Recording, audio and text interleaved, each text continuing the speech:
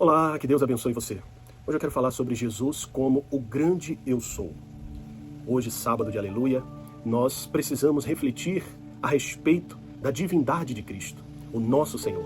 Ontem eu falei sobre as 5 frases, as 5 lições que o Senhor Jesus nos ensinou quando Ele estava na cruz, antes de morrer.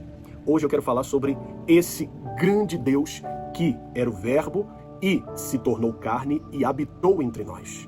Ah, o meu Salvador, o Senhor da minha vida, o grande eu sou. Quando lá no Antigo Testamento, Moisés perguntou a Deus, quando o faraó me disser quem lhe enviou, o que eu devo dizer?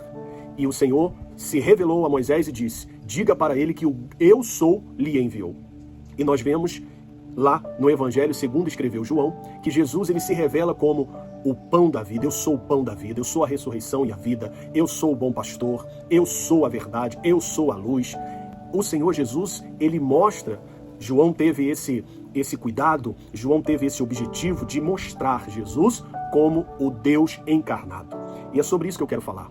Na verdade, o Evangelho segundo escreveu João, ele também fala sobre 7 sinais irrefutáveis, sinais que comprovam que o Senhor Jesus, ele era Deus. Ele falou sobre a transformação da água em vinho em Caná da Galileia. Ele falou sobre a cura do filho do oficial. Ele falou sobre a cura do paralítico em Betesda. Ele falou sobre a multiplicação dos pães e dos peixes. Ele falou também sobre a caminhada sobre as águas. Ele falou sobre a cura de um cego de nascença. Ele também falou a respeito da ressurreição de Lázaro depois de 4 dias já sepultado. E tudo isso com um propósito, com um objetivo de combater uma heresia chamada gnosticismo, que era um concubinato entre a fé judaica e a filosofia grega.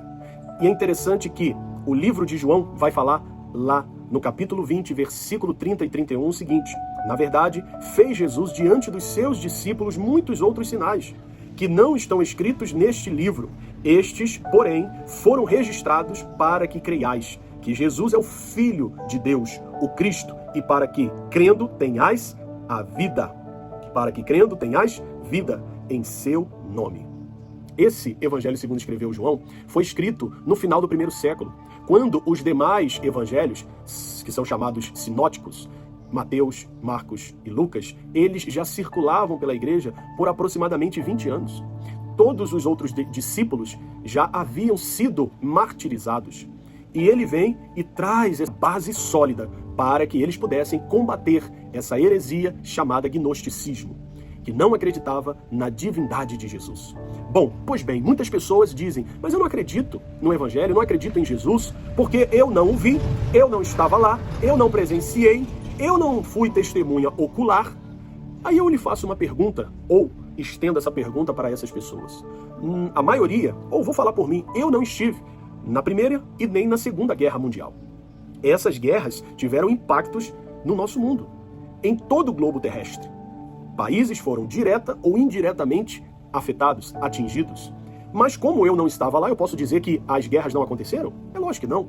Por quê? Porque elas impactaram, elas influenciaram e ainda influenciam o mundo. Por exemplo, nós tivemos com as guerras muitas perdas humanas, muita destruição da infraestrutura e também alterações políticas e sociais. O Senhor Jesus ele veio também para trazer alterações, mudanças significativas para toda a humanidade. Ele veio para morrer por nós. João ele mostra a importância de crermos que Jesus é Deus, o Emanuel, o Deus conosco, que veio para nos salvar, para cumprir a obra do Pai. E eu quero hoje falar sobre isso. Agora, eu quero esmiuçar esses 2 versículos de João, capítulo 20, versículo 30 e 31. Está escrito assim na palavra de Deus, na verdade, fez Jesus diante dos seus discípulos muitos outros sinais. E o que são sinais? São ocorrências incomuns, que transcendem o curso natural, ou o curso normal da natureza. Milagres, prodígios, pelos quais Deus confirmou que Jesus era o enviado dele, que não estão escritos neste livro. Estes, porém, foram registrados para que creiais. E o que isso significa no original? Para que acreditemos que é verdade, que Jesus é o Cristo, o Filho de Deus, e para que, crendo, tenhais vida. Esse vida aqui significa Zoe. E o que é Zoe? É a própria vida de Deus. É o estado de alguém que está cheio de vitalidade, ou animado, ou cheia de ânimo. absoluta plenitude da vida, vida real, genuína, vida ativa e vigorosa, devota a Deus, abençoada, em parte já aqui neste mundo, para aqueles que colocaram sua confiança em Cristo e depois da ressurreição a ser consumada. É esse tipo de vida, em seu nome. Olha como a palavra de Deus é linda, como ela precisa ser estudada. Como podemos entender que João, ele registrou apenas os sinais que comprovam, que atestam, que autenticam a divindade de Cristo. Muitos dizem, eu não acredito, eu não creio, mas não podem negar que a presença de Jesus aqui neste mundo, ou o fato dele ter existido, impactou e está impactando até hoje a vida de bilhões de pessoas. Isso ninguém pode negar. E como eu disse, as guerras também impactaram. Eu não estive na Primeira e nem na Segunda Guerra, mas eu não posso dizer que elas não existiram. Eu não posso desacreditar, porque os impactos estão aí. E se os impactos estão aí da Primeira e da Segunda Guerra, que dizer de Jesus? Se a vida dele, os ensinamentos dele, se tudo o que ele fez impactou e está impactando até hoje na vida de bilhões de pessoas, no mundo inteiro. Isso é para que creiais. Com esse propósito, João escreveu a sua carta, o Evangelho segundo a sua visão. Era isso que ele queria mostrar. Ele queria, na verdade, é como se João fosse um evangelho apologético, uma defesa da fé cristã, uma defesa da divindade de Cristo. Ele foi testemunha ocular e também registrou tudo aquilo que ele viu acontecer. Coisa linda. E ele vai dizer que se tudo fosse registrado, o mundo inteiro não comportaria. Ele sintetizou, ele resumiu e apresentou apenas fatos irrefutáveis da divindade de Cristo. Ou seja, ele é Deus, ele morreu por nós, ele era o verbo que habitou entre nós, o verbo que se fez carne, o verbo que veio a esse mundo, que mudou a história da humanidade e quer mudar a sua história hoje. Se você não acreditava, acredite.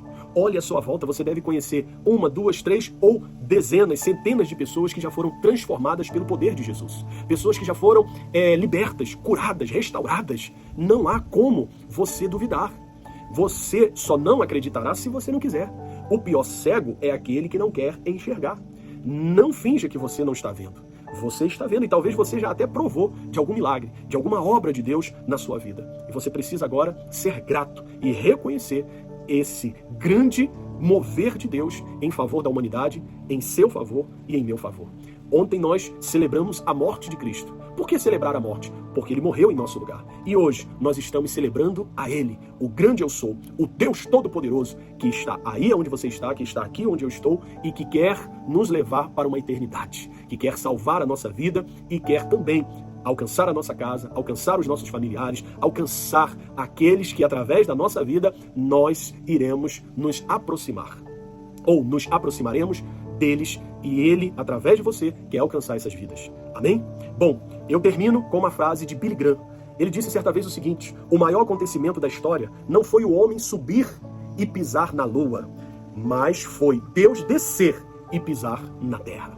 O maior acontecimento do mundo não foi o homem conseguir chegar à lua, mas foi o Deus encarnado descer a terra, pisar nessa terra, habitar entre nós e mostrar o caráter de Deus, do Pai, para nós. Se no Antigo Testamento nós vemos a revelação de um Deus, no Novo Testamento nós vemos a revelação de um Pai que não quer condenar, quer salvar, mas aqueles que rejeitarem essa salvação irão se perder eternamente e a responsabilidade não é de Deus, a responsabilidade é de cada um de nós. Então aproveite essa oportunidade de salvação que você está recebendo agora. Vamos orar? Deus querido e amado, não há como negar que o Senhor Jesus veio a esse mundo, que Ele morreu pelos nossos pecados, que Ele viveu, meu Deus, para nos revelar o Senhor, o Pai que salva, o Pai que ama, o Pai que deseja se relacionar conosco. Obrigado, Senhor. Amanhã celebraremos a Páscoa, mas hoje estamos celebrando o grande eu sou, aquele que vive e reina para todo sempre. Oh, porque o Senhor vive, eu posso crer no amanhã. Porque o Senhor vive, temor não há.